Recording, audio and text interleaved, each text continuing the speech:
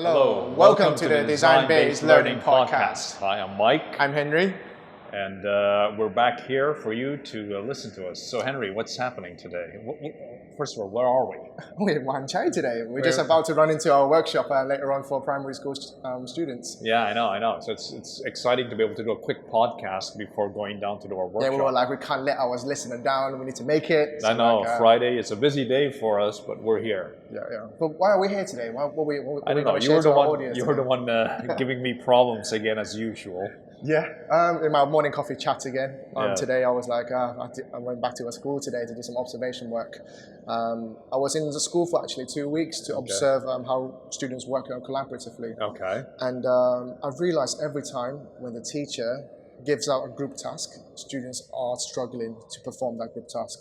And normally they are not performing well. They are just in their own little area, talk about random stuff. They're not doing the task that the teacher supposed them to do. Okay. Yeah, so I was like, Mike, is there anything that can help?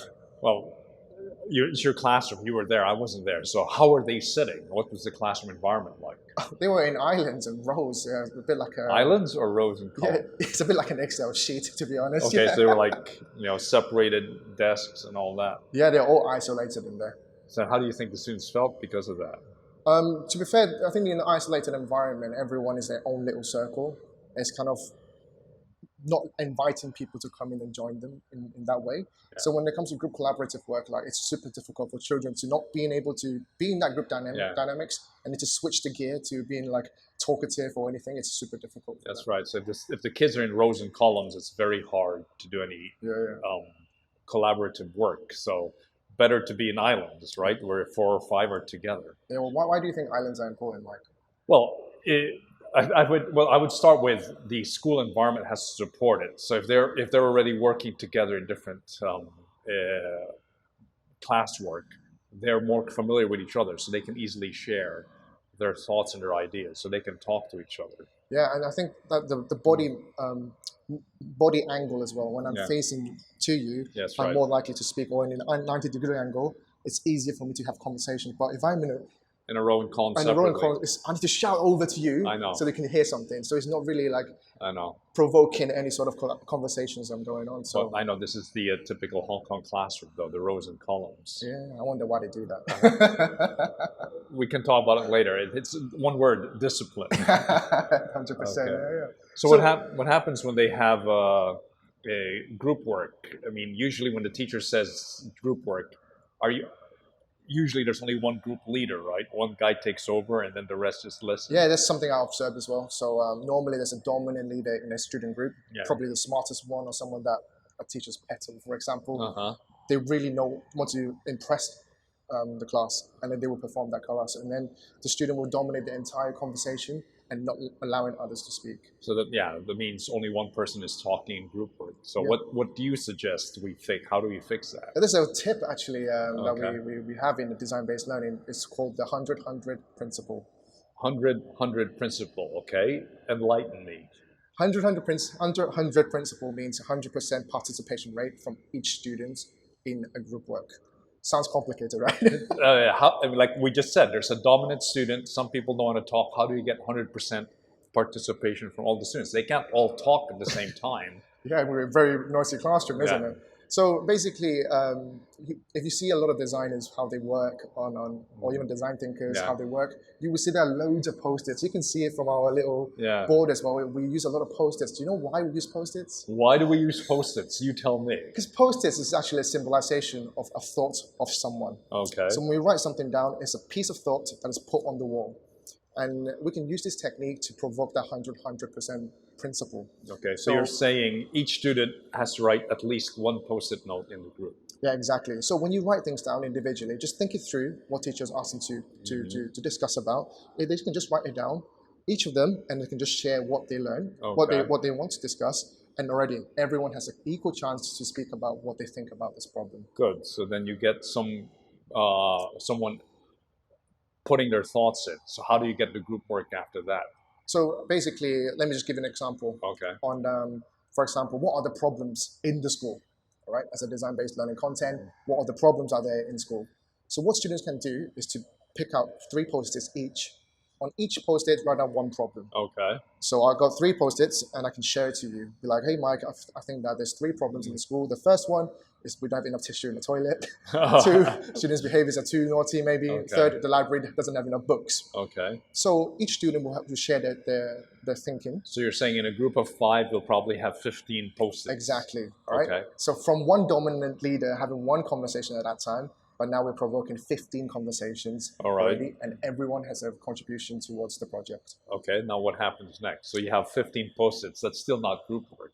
So what's amazing about post-its, it's the visualization of students' thinking. Mm-hmm. So teachers, I know that it's super difficult to manage different groups.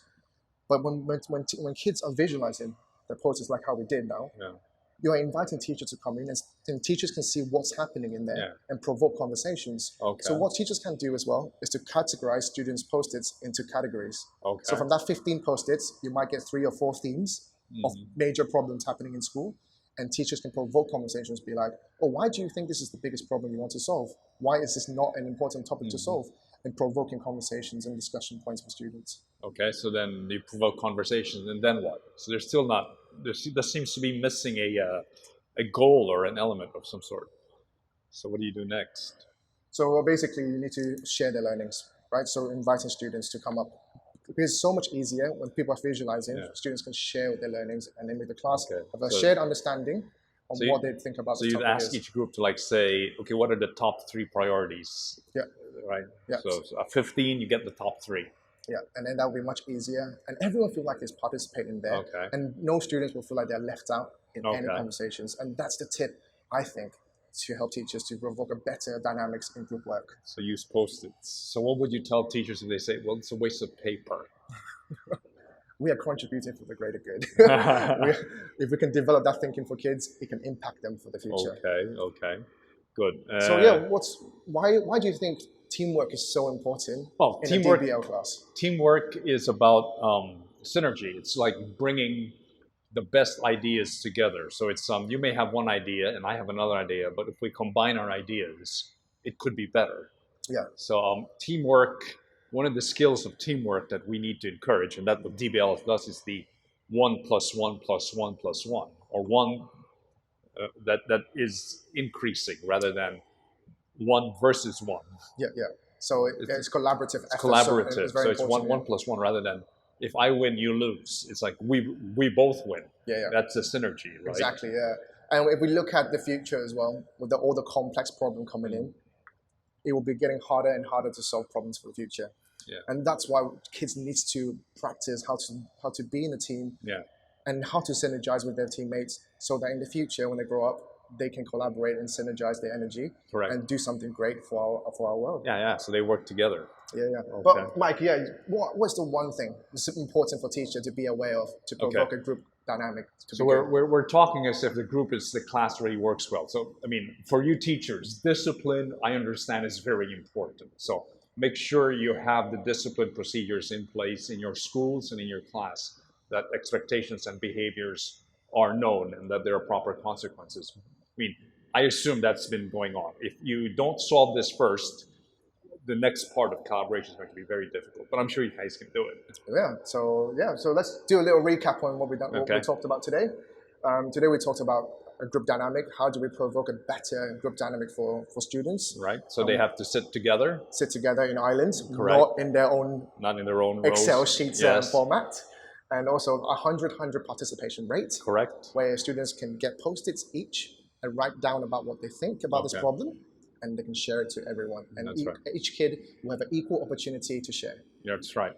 And by the way, if you're environmentally friendly, you don't need to use post-its. You can use pieces of paper also, and just make sure that just get A4 piece of paper, tear it out into 8 pieces, and then there's little post-its for you. Environmental friendly. Yes. All right. So I think that's it for today. That's it for today. Episode 3. Episode 3 is done, and we need to go down and run to a workshop right now. All right. See you. See you guys. Bye. Bye.